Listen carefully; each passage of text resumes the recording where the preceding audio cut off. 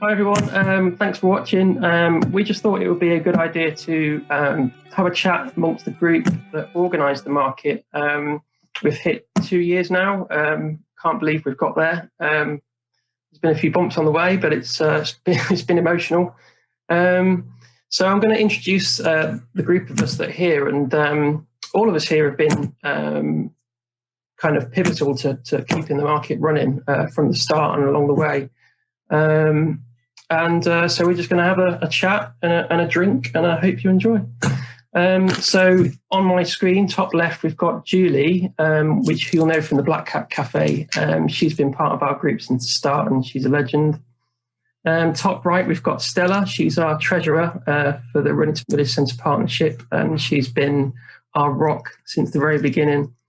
Bottom left, we've got Han, who's our awesome designer and sort of brand identity champion for the market.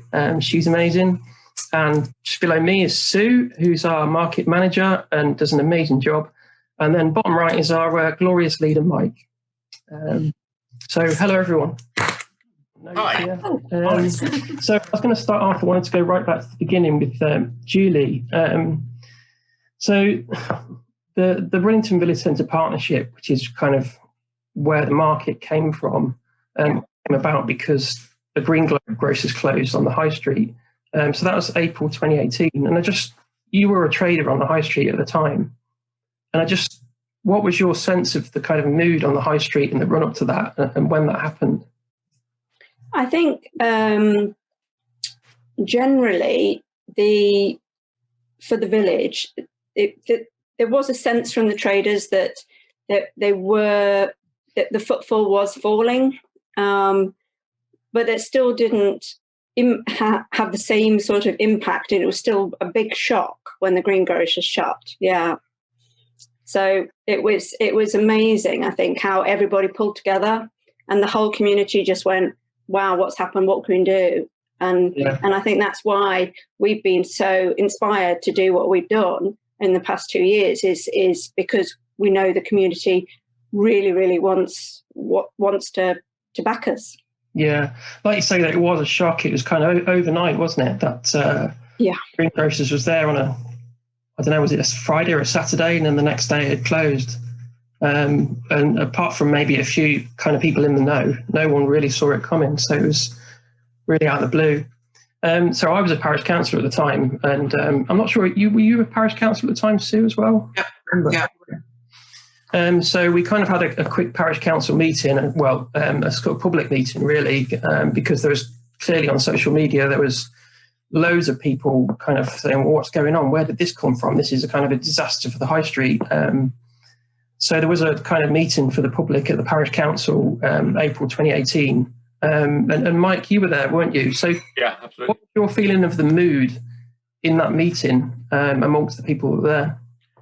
I think there was despondency, feeling that they'd gone after 66 years, and it was very sad to see it go. But you did get a sense that people had come together because they wanted to be in the community.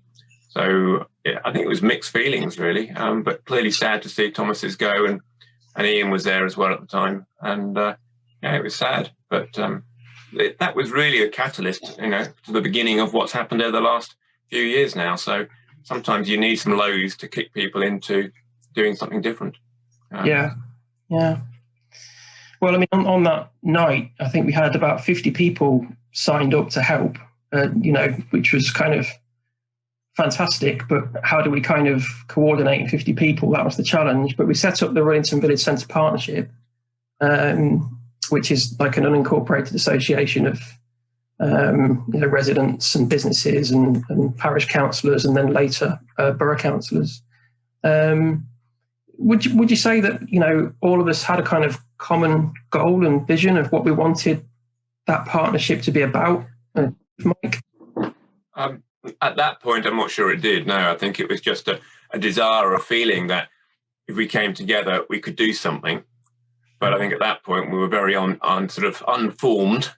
Yeah. And it was just a feeling. It's a bit like anything else. When you've got a purpose, you can then galvanise around it, and from that, we've developed what we've developed. But on that night, I think it was a bit unsure, if I'm honest. Yeah, we're kind of feeling our way through the dark a little bit, really, weren't we? It was, yeah, absolutely. I think we had a lot of enthusiasm, but it took a few months to sort of figure out what we were and how we were going to do it. And Sally, you came on board a bit. I think it was about a month or so later, wasn't it? And I think you and I actually first met at the Jubilee Clubhouse on Road. I hijacked her, if I remember rightly. He was going to drift off. And I knew Stella from beforehand. Our kids were playing football together way back. And that was the best decision we ever made, I think. Well, yeah. It was your follow-up.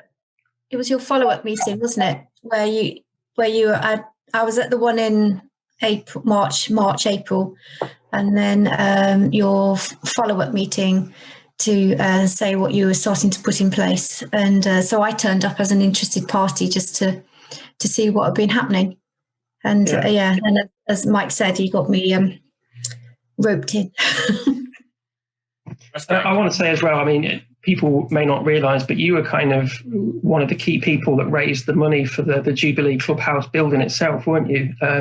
When was that? That was a long time ago now, I think, wasn't it? Oh, crikey, yeah. I think it was 2008 when it opened. Could have been 2008, 2009, I can't remember now. We formed a charity, again within the village, with local trustees in partnership with the parish council. And we raised £500,000 to get the Jubilee Clubhouse built, which was an amazing feat, yeah. You were kind of no stranger to, well, you know, a group of people sort of coming together and, you know, trying to take action sort of in the community kind of thing.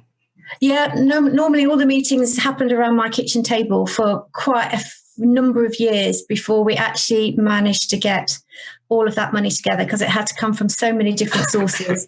All had to be match fund, all the grant applications had to be filled in. We had to do a lot of the research to put the information together as to what the outcomes would be, so that the funders could be confident that it would that the project would deliver. So it was a long process, but we got there in the end. Yeah.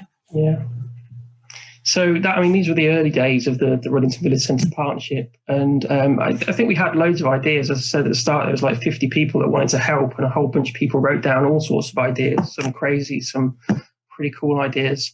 Can you remember the sort of early conversations we had about the market? And kind of feeling around in the dark that we didn't really know. We liked the idea of a market, but we didn't know how to do it. And can you, I mean, Julie, Mike, Stella, can you remember those kind of, when we were sat, I think in Black Cat Cafe, weren't we, kind of debating whether we should have a market and what it should look like? Can you remember kind of floundering around and trying to figure out what that looked like? Yeah, well, venue was a big thing, wasn't it? Where would we have it? We ideally wanted it on the village green, but we were looking at the logistics as to whether that could actually happen. Where on earth do we get all how do we contact the traders? Where do we get the traders from? What are all the insurance and legal implications and market license implications? So there was a lot of research that had to happen, wasn't there? Yeah, absolutely. I mean, I remember you and I made a quick trip to Melton. Because I mean, I had no idea how to do a market. And we talked to a few traders on Melton Market. And do you remember there was I think one guy, it might have been two or three actually, that they were kind of naysayers, weren't they? They were saying, you know, good luck to you if you're going to start a market, because they're really hard to start and keep going. Did that make you feel that this was going to be really hard, or did that kind of spur you on to, you know, prove them wrong sort of thing? Yeah, I think, well, some of the key things that we wanted at the market, which was like the fruit and veg and fish, wasn't it? And everybody we spoke to at Melton Market, oh no, not on a Saturday. No fruit and veg, no fish on a Saturday. Absolutely not. We thought, I don't understand. Why not? And also spoke to people who are actually running markets within the within the county as well. And again, you kind of got the same message, didn't you? It's kind of, good luck to you. They're really hard to get off the ground and really hard to keep the momentum going. Mm. Mm. Well, I mean, I didn't let that stop us, I don't think. But then we had that kind of stroke of luck, didn't we? Because we were kind of, how are we going to do it without the hard standing? The green had all sorts of stuff.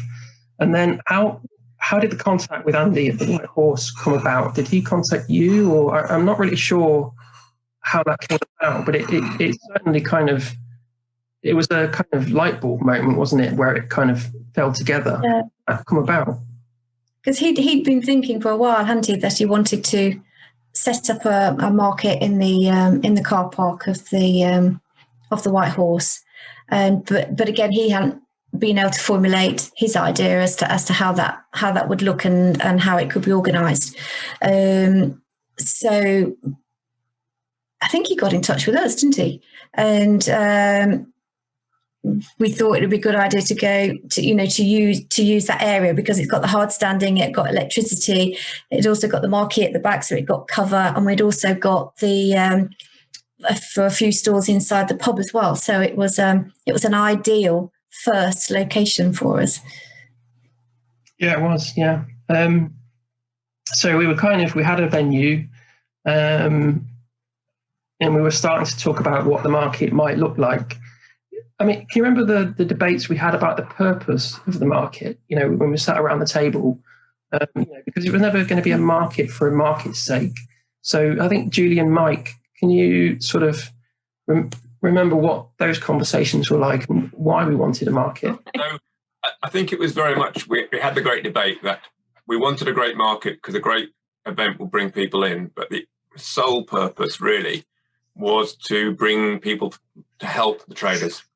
So we had great debates about whether we should have any market stallholders who could vaguely compete with anybody in the high street. And that was a tough decision because on one hand, we didn't want to take trade away from anybody in the high street. But the bigger one was to bring more people in. And it's easier to get a small slice of a bigger pie than try and get a big slice of a tiny pie. So I think the ambition was to make it a big event. I don't think we ever envisaged what Sue's been able to do for us on the green. We were much smaller in those days, and Stella did a brilliant job with you, Mark, and really growing it. But it was all around helping the high street. I think in the last 6 months or pre-lockdown, we've seen the high street being really buzzy, and I'm sure you'll come on to the development in time. Yeah. Are achieving that objective. I mean, from my point of view, I was just excited to have an opportunity for another way that people of Ruddington could see my products, because it gave them a reason to walk further around the village and actually walk round towards the White Horse, where some people may only walk up to where Philo's is on the corner or whatever, or maybe wander around to the co-op. But it did actually, I think, facilitate for the rest of us traders the ability to get more footfall, which it was kind of the whole concept of why the market was there. Yeah, well, absolutely, yeah. And there was also we had a debate about the kinds of stalls that we wanted as well. I mean, clearly we wanted to encourage as many, village traders to stand at the market as we could. But, we were very conscious that wouldn't be enough to build a market.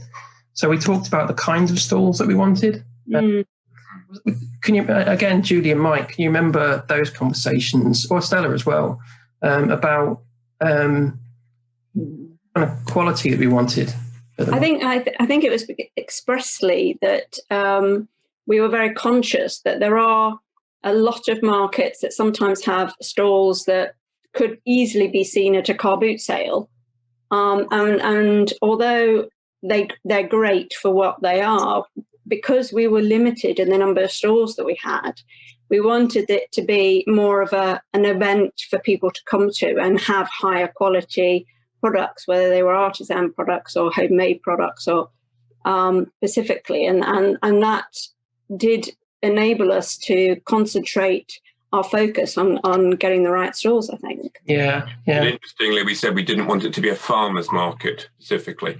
And I think I remember maybe it was Stella or you, Mark, I'm not sure now. And the whole idea was it's not a farmer's market, but it's, as you say, not a general merchandise market either. And it's trying to find, and, you know, in those early days, you guys found some, you know, really great stall holders who fitted the bill. Well, that was my next sort of question, really. I mean, you know, to go from nothing to, you know, producing some of the stalls that we had. I mean, how did you do it, Stella? That's my question. Did you bribe people or what? Because we had no history. We had no evidence that, you know, this was going to be a success. But we had something like 24 stalls on the first market. So... well, it was a mixture of going to other markets and seeing who was standing there, and talking to them and seeing if they would be interested. I think it was also we put out a notification on Market Traders app, didn't we? And we got some things from there. There was an awful lot of word of mouth as well, I think, you know, where other people were coming across good quality stall holders and talking about it, and they were getting in touch. I think one of the highlights was when Turner's Bread got in touch with us, and lovely to have the connection and that John had trained at Horsepools, which kind of brought it full circle back into the village. Which I think was great. And just to kind of bring Han in on this as well, because I think what really helped with us getting the quality stores that we did was that we were able to show them the branding and how we were going to be marketing it.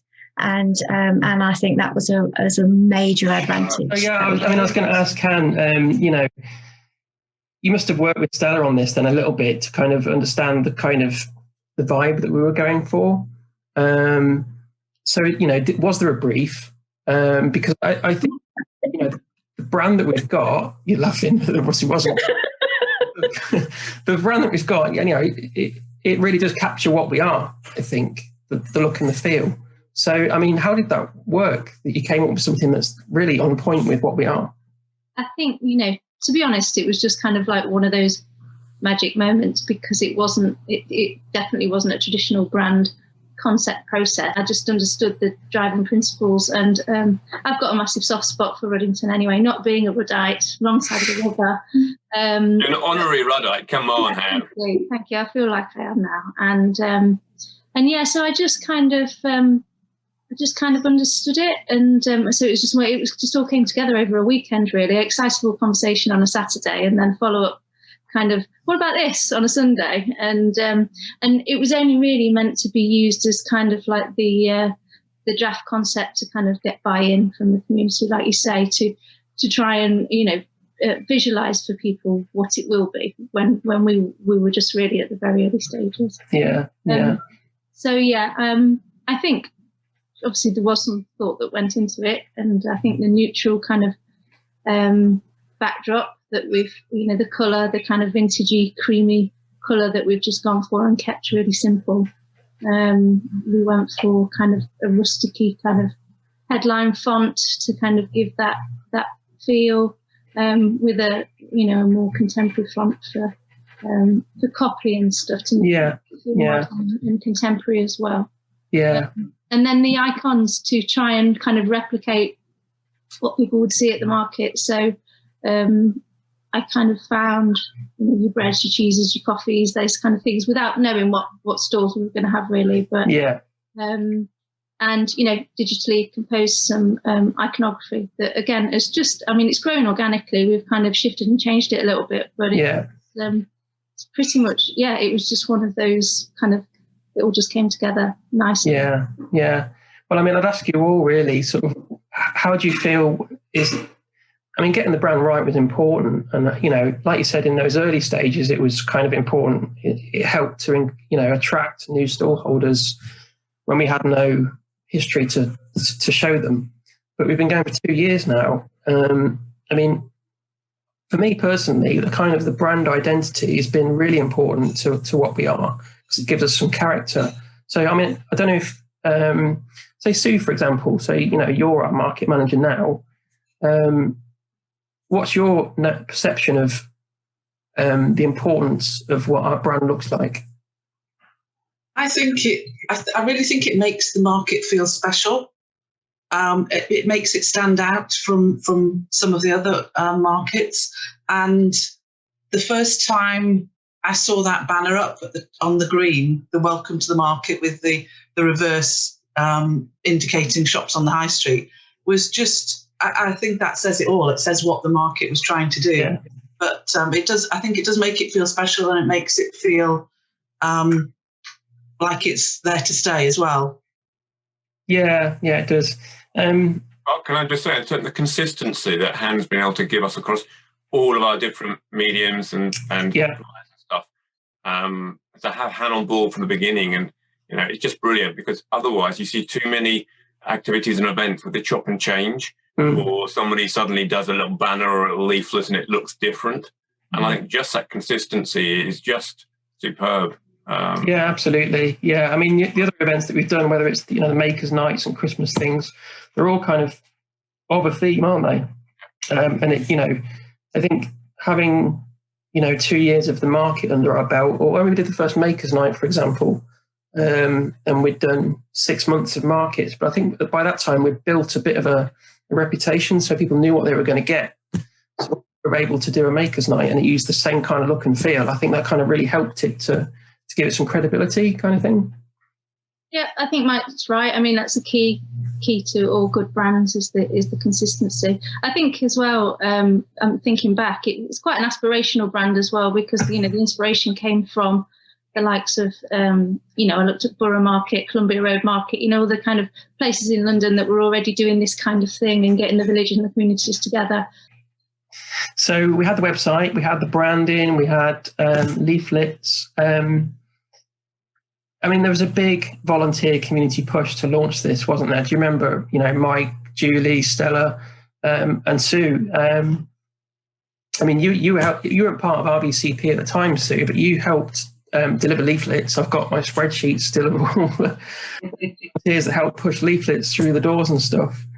You said you were a parish councillor at the time, but I mean, you weren't coming to the Village Centre Partnership meetings, or part of the market at the time, but I was selling fruit and veg from the start. Yeah. Volunteer. Oh yes, of course, yeah. We had a community fruit and veg, wasn't it, the very early stage? Yeah. What was the kind of feeling like outside of our group that this market was going to launch, early February? It's funny, because obviously at this time of year, you get the social media sort of reminders of what happened however long ago. And I can see the posts that went out about the market nearly coming, and, I was sharing those, and I was sort of getting quite excited about it, but I was just dropping in on the day to help with the fruit and veg. But one of the things that I really do remember is somebody buying flowers from Sally's stall from when she had flowers inside the marquee at the back. And it was a Ruddington resident, and they said, wow, I didn't realise we had a florist in Ruddington. And you suddenly saw what was trying to be achieved.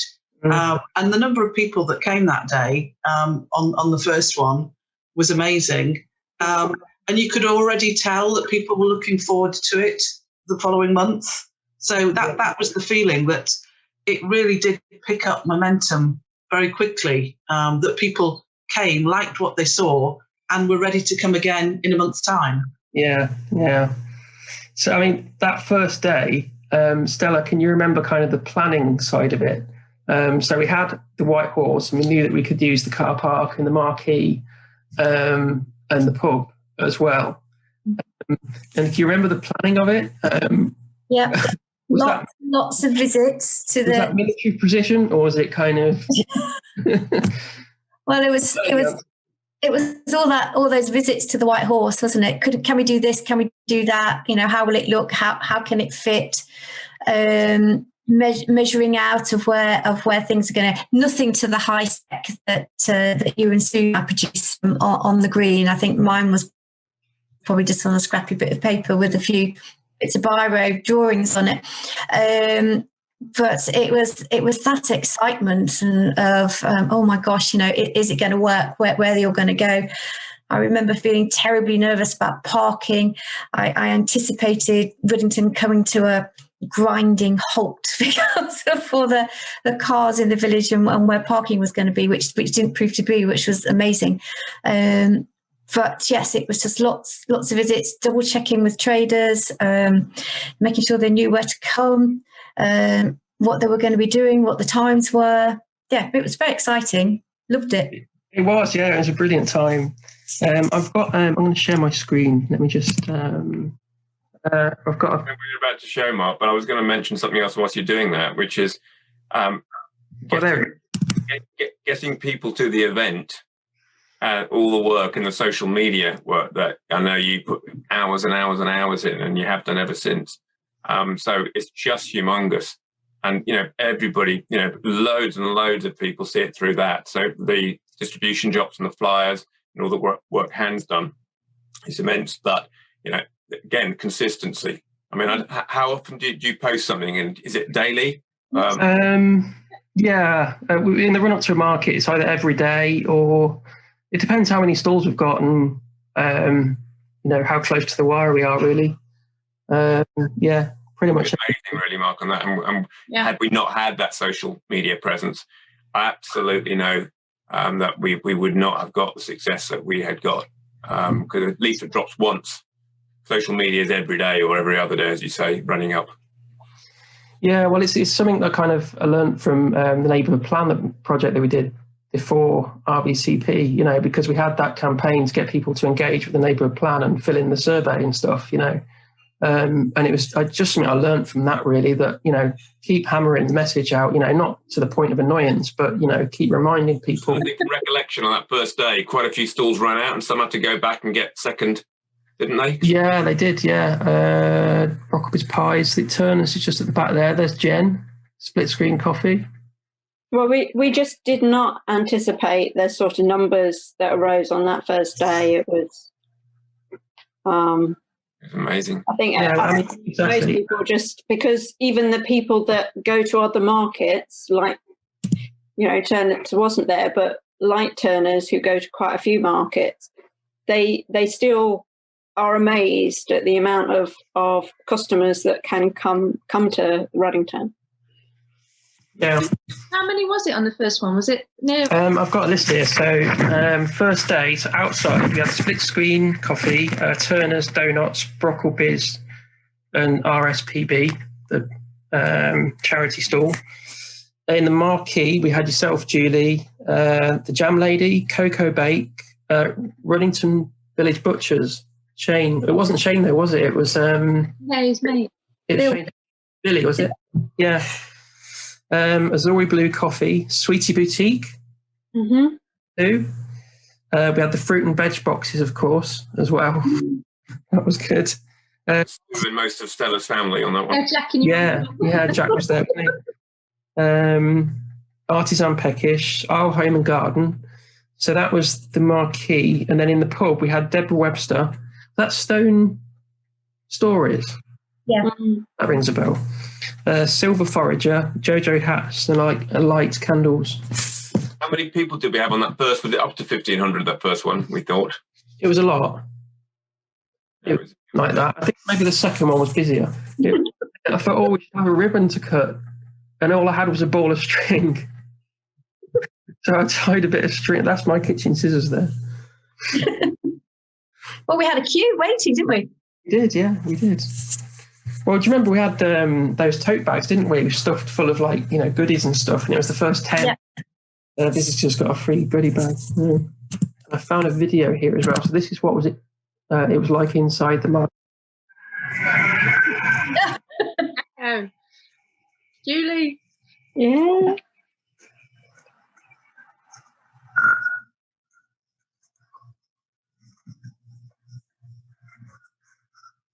So I remember Adrian being terribly nervous about, talking about products that I'd made, because he hadn't actually physically made any of them. It was just like, what was in this one? What's in this one? What's in this one?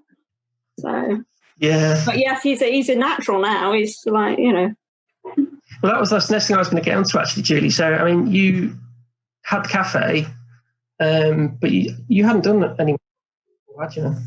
Yeah. Is that right? You had. Yeah. So, I mean, what was it like? I mean, how did you even start? Well, I mean, luckily, I know. I think for the first one, I chose products that I knew people did like, and they were the favourites.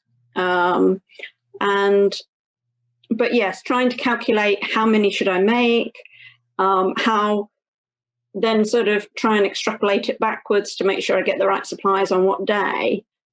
All of that suddenly became a bit of a nightmare, only just because you then start worrying. I mean, by the time, last year it was like, oh, well, it was like clockwork, and I just put a spreadsheet up for the staff and they all like, okay, I'll do this, you do that, and it was much, much better. But yes, originally I didn't even know, I didn't have any of the stall equipment either. It's just like, what have I got in the shop that I could use to display things? And it was really interesting learning process when you talk to the other market holders, like, oh, you need to raise things up and how you display things, and how you sort of approach the customers. Of course, it's all changed with all the COVID rules, but it was very much all about how to sell as well, and how to sell yourself as well as the products, and sort of bring people in. And from that point of view, it's a really fascinating journey to go through, which I really enjoyed. I mean, you were selling out like every month. I mean, there was no, you were. And it's definitely the product, because it was just so popular. Did you see that coming though? No, I didn't at all. And I think if I'd really appreciated it, I probably would have done more different markets elsewhere and expanded. Yeah. But I think from one of the things that I tried to do is what I personally would find when I go to a market. I like food fairs, and I go there because I want to find something different that I haven't tried, and I like to experiment. And that's what I tried to do with my products. You'd have the ones that you knew people love and trusted, but you also, like the Star Wars Day, for instance, it was just like, how can I work around this and make it fun and interesting? And and yes, and just coming up with the recipes is something that I really enjoyed from it. Yeah, and I guess you get a lot more kind of interaction with the customer as well, don't you? I guess with the cafe, you may be tucked away in the kitchen. You might have nobody actually knew who I was before that. No.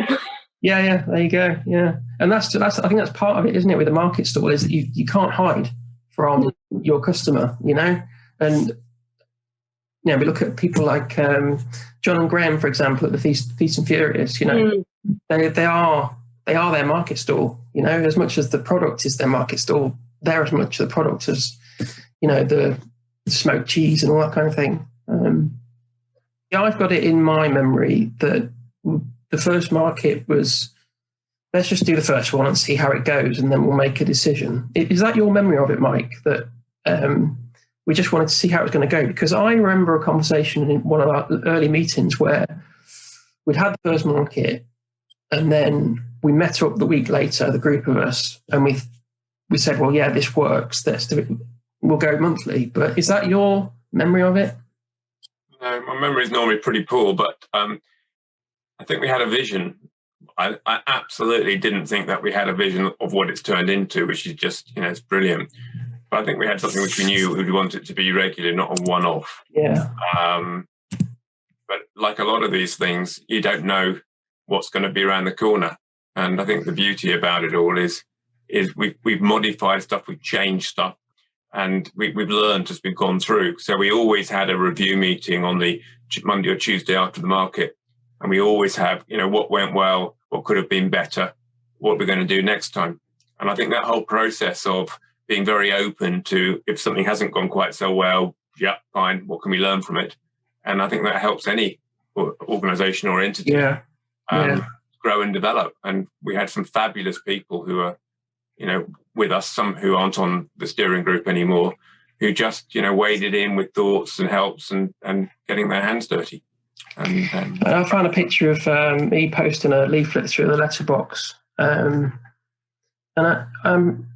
we made a point of saying on this leaflet, and actually, remember this was part of the kind of the minutiae of the decisions we were making about how to make this work. Is that we'd even changed the colour of the leaflet just ever so slightly on the second leaflet drop, just to make sure that people understood that it wasn't the same leaflet coming through your letterbox again.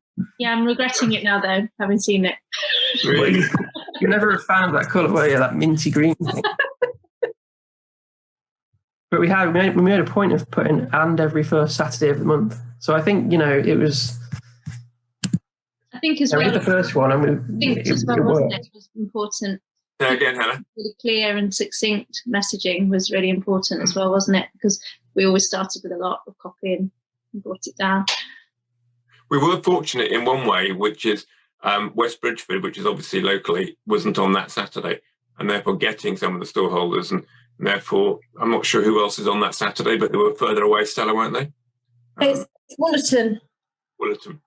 Yeah, Woollerton. So we considered that Ruddington, the Ruddington one would be fine because, as you say, Woollerton is a fair distance. We certainly would not want to have clashed with West Bridgford. And then Beeston is the third Saturday, so the first Saturday just fitted in really, really well. Perfect. Yeah. Really well. Was there a moment? Mark, in terms of when you talk to storeholders, one of the things I think the hallmark, and that's a great credit to you guys, which is the efficiency in which it's run, the communication, the efficiency, the friendliness. And I think a hallmark of ours, which I heard, we were there as volunteers helping them unload their vehicles. We weren't, here's your stall, here's your pitch, okay, get on with it. And I think that, and when we had other volunteers on the front, stall, when we were in the car park, welcoming people in, chatting to people. And I think that sense of community, it seemed to mark us out, what the traders were saying, from other places. It wasn't just doing an event, it was our event, and we're proud of it. So I think a combination of great organisation and great, cohesiveness, collaboration, and all those other things. No, you're right. Getting stuck in, definitely. I mean, we all did that, didn't we? We were all there at kind of 7 o'clock in the morning. Han getting the bus into to the market and rocking up at 7:30 in the morning, and we're all just, mucking in, weren't we? Kind of, like say, helping traders unload their cars and all sorts. So yeah. I mean, I was going to ask. So we had the first one. March was good. April was just getting better and better. Was there a moment where kind of the hairs went, the back of your neck, the hairs went up, and you thought, actually, this is really working? Because for me personally, there was just a couple of moments, maybe in like May, where the whole car park was just rammed. It was full of people. I don't know. What did you think, Stella? Was there a moment where you thought, we're onto something here?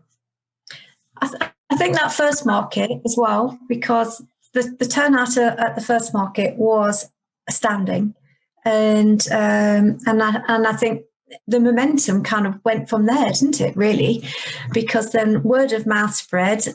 A number of traders grew exponentially because I guess they'd heard about it, and the publicity that was, and the marketing and the PR that was going on around it. I think we were greatly helped by the weather as well. I think there was only one market. I think it was bizarrely the July one where it absolutely tipped it down from the very beginning right to the end. So we were so lucky that that people did want to. The weather was good for them to be able to come out. I remember that rainy one. I felt awful, because you want the traders to have a good day, and everyone in the marquee were doing okay, kind of comparatively, but outside it was a real washout, and I felt terrible. I actually remember what you looked like on that day, and you really did look, and I was like, no, we're fine. Yeah. I think the traders are very philosophical, aren't they? Because they're used to it, and in fact, I think all the markets beforehand were huge bonuses. That it was, blue skies and not chucking it down to rain. So they're very philosophical, and they take it on the chin, knowing that the next time it will be back to where it was. So I think for me, it was that very first one that I thought, Ruddington really. Are really excited about this, and are going to support it. Yeah. And as we know, it's not just Ruddington now; that people come from far and wide, don't they? I think our traders that come are they when you say philosophical, I think they do seem to be really nice people, genuinely, and so all the issues that we've had with deciding, can we go and not go, and with all the COVID's openings and shuttings, they've always been there for us as well. And so we're not only supporting them, but they're supporting us as well, which helps. Yeah. One of the things I've noticed as well is how they're very willing to help new traders as well. And as you said, Julie, that giving advice about stand layout and heights and all the rest of it. But I've seen that with when we've been on the green when Millie arrived, they were very willing to help her and guide her, and the change in her was amazing. So I think it's they do help each other as well, which is great to see. Yeah. Talking about hairs on the back of the neck, it was when you had the youth musicians there, because it just really showed how much it can diversify into a bigger thing, but obviously it was just lovely ambience having the music as well. Yeah, that was great. That was our first birthday, wasn't it? Yeah. That was so good. So I wanted to sort of bring in Sue, because we were what was it, February 2019? We had Makers Night, then we did Christmas. And then we got into 2020. But, it felt like we were getting bigger and bigger and bigger, and we were doing these sort of side events like Makers Night and Christmas events and stuff. And was there a point where, I felt personally, there was a point where the market was getting such a big thing that we needed someone to kind of just concentrate on running the market so that we could kind of splinter away and look at these other events as well. Would you agree with that, Mike? That there's the kind of keeping the market running, but also all these other events that we've got to spend time on as well. I think it's good practice as well that if everybody tries to do everything, you're either spread too thin, or it just means that you can't do it effectively. So I think we did make a decision at that point, saying, if we could find somebody who had the passion and the organisation ability and the foresight to come and help us focus just on the market. And we were so fortunate to find Sue, and obviously we knew Sue, but Sue was able to give us, time. Stella, and they've done a humongous job, but it was getting a bit much. You had your job from 7 till 7, I remember rightly, Stella, and you were trying to, do a absolute full-time job and more, and then still do what you were doing. And I think it was getting too much. Mark, we never can, he's always around, of course. So even though theoretically, it was Sue, but Mark's so brilliant. He's just there all the time to help. And I'm sure Sue values that help. So we've had a continuity. There was Stella in the background. And then we found Sue, or Sue found us. And it's been remarkable. Gone from 20, 30, 32 or 3 in the White Horse to, how many do we have? Our biggest one, 48, was it, Sue? 50, I think. 50, I think, yes. And we had to move on pretty rapidly onto the green because of the COVID situation. And by the time you couldn't see the joins. So, absolutely amazing. Because you'd done events before, hadn't you, Sue? Yes, I had a long time ago. when I was living in Germany, worked for the army out there doing their equivalent of county shows. So traders, and afraid I couldn't get the red arrows and the white helmets from the village market, but not yet. But not yet. Fine. I honestly, I can't explain how in awe I am of what Stella did, because I see the amount of time that it takes, and for Stella to have taken it from zero to where it was, which was basically just going to grow whatever, was amazing. I couldn't believe that. So yeah, it's and I do. I enjoy it. I love organisation bits, and it's very handy that Mark's just across the road as well. So we have chats across the pavement every now and then. Yeah. Your first one was February, wasn't it? The first birthday, I think, was the first market that you. Yes.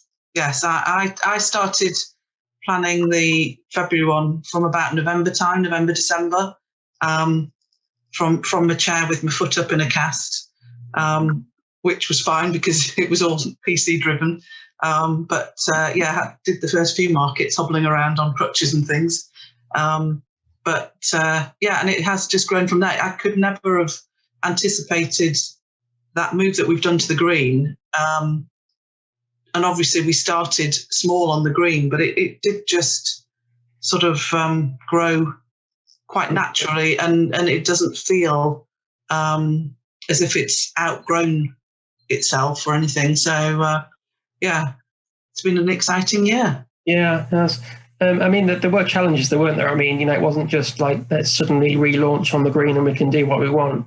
There was a fair amount of thought put in, and you're sort of the time we've jiggled around with the layouts and things. I don't know what version we ended up on, but we did have quite a few variations on that, and obviously had to take on board everything the market people were saying about COVID restrictions and make sure that we were being safe for the traders, for the people coming. That was quite daunting, and still remains quite daunting, I think, as we open again. I think we've still got to be very aware of all of that. So, but equally, the public and the traders are all now much more used to it as a concept as well, which makes it easier. Yeah. Because we've grown so much over the last couple of years, I was going to ask Mike, I think there is now a sense that, Ruddington Village Market has become almost a bit of a revenue stream for many stallholders, do you think it was a difficult decision for us or not when we decided to pause for the various lockdowns? So we stopped in the first lockdown, we stopped in the second, and here we are in the third, we're still not running. I don't think that was a light decision, given that, the traders need to trade with us. I think it's true. I think it definitely wasn't. Lots of competing pressures. We know the residents and visitors really love it, and they look forward to it. And that's a great testament to the market that it's an event that they come and they meet people and they buy some great stuff. The traders do find it's a very important revenue stream for them because we are successful as an entity. But on the other hand, health and also reputation for us guys, but in Ruddington, that we're not doing anything which is inappropriate. So we at our meetings we debated. I backwards and forwards, but we take a majority view. If you remember those meetings we had, and some people were on the fence, some people were very definite, and then we took a vote. So I'm not unhappy with the decision, but it's a great shame. We're in this position, and you look forward to being able to come back. I'd love to think we can still come back for the Easter, the April one, but I think it's really tough to know. Make that decision. Probably in early March to know whether we can or not. I hope we can. Well, eventually we will. And we are on the green now, and we've got the kind of blue skies ahead of us. So I guess I want to finish off with go on the table kind of thing and ask each of you, where do you see us going next? what will the challenges be? How far can we take this? I don't want to say 5 years' time, because I think, oh God, 5 more years of this, I don't know if we can do any more social media, but what's the future for Ruddington Village Market? So I'll start with Julie. Well, I think it's definitely in a place now where it's sustainable, and it's so organised now, and the process is understood, that what the only, the actual market itself will remain stable, and will be a good bouncing board to enable us to actually do those other events that we were hoping to do, some more makers markets, and actually, the Christmas, make more of a Christmas fair, stroke market stroke, and so with all our ideas and enthusiasm and hope for the future, then I think that's where we'll be heading. That's where I hope we're. Yeah. Stella? Yeah, well, I think it'll just go from strength to strength. Once we can reopen. I think the way that we look after our traders, the way we look after our visitors, and the way we look after our volunteers sets us apart from every other market that is in the area, and I think that really stands us in good stead, and as Julie says, to then springboard other events off that. What about you, Han? So where do you see us going in the next few years? I agree. I think strength to strength. I think you've already achieved kind of a bit of a benchmark that other villages are kind of looking to aspire to. I know we've had conversations with various people around and about that want to do a similar thing, because they've seen what an impact it has on all the different components of the community. So yeah, continue doing what you're doing, be the benchmark, and obviously I know about all these exciting ideas bubbling up under the surface as well. So excited to see them come to fruition, especially your youth stall holders, your craft market. There's a massive amount of interest in the craft side of things, isn't there? And you've just kind of touched on that. So as to whether it expands into both produce and craft, or who knows? But I know that with you lot behind the scenes, then it just be brilliant. What a good bunch of eggs. Well, I mean, I have to say, COVID's been a challenge, and I think we were kind of finding our stride, and then this happened. There's a lot that we would have done this year, but it doesn't mean that it's not going to happen. It's just on pause, and once the stable doors open again, there's loads of things we'll do. So, I mean, Sue, as market manager, where do you see us going next? What's your, I think the next change will be, as the COVID restrictions are removed, we can really, really see what we can do with the green. And I really do look forward to the chance of having the music back, because we had, I think, was it one where we had a gazebo with the music in, and that's something that really went down well, and then we had to stop it. So I think that would just add another just fun element to the market, and to be able to bring that sort of thing in, maybe not exactly the same, but something similar, some sort of entertainment each month, will be great. and then see where we can build next year. I think this year will continue to be the COVID thing hanging over us through winter as well, I would suspect. So it's looking forward, but building on the bulk of regulars and a bit of a changeover of variety in some of the traders, and see where that takes us into as we head for the third birthday market. Yeah. Mike? I see it growing, and I think it's absolutely right. I see it going into other venues in the village. I see it.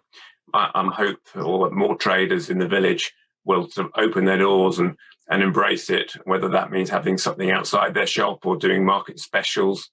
I'd love us to have some of the societies on the Saturday, maybe going into the church or something else and displaying theirs. So it becomes much more of a community. So it goes from being a market into the whole village, all the traders and business people, and then further. So it almost becomes a monthly jamboree, and it's just amazing. And I think we can certainly do that. That may take 5 years. And then when they do the community centre, open that up, I just think it goes from strength to strength. And I know all of us didn't really want all these extra houses in the village, and, it's a shame they are. But once they're there, we've got more families who are all in walking distance. You could be talking another 800 houses, which are either built or to be built. And every single one of them, people could walk into the village from their places. So I just can't see anything other than being strength to strength. And, and also I'd like to build more volunteers around too, because, you've got to have people who will take it on. This group's fantastic, you're wonderful, but it's a lot of work. And as we grow, we're going to have to find subgroups who will take stuff on and just be accountable to do it rather than, and that's how any organization grows. You bring great people in, you empower them, you trust them, and they get on, like we've seen with Sue in the market, really. It's a great model we should do elsewhere. Well, I didn't time it, so I think we're about an hour now. So I've run out of beer. So I think we're an hour 4 minutes. So we go. Enough. Yeah. Thanks, everyone. For now, bye. Bye. Bye.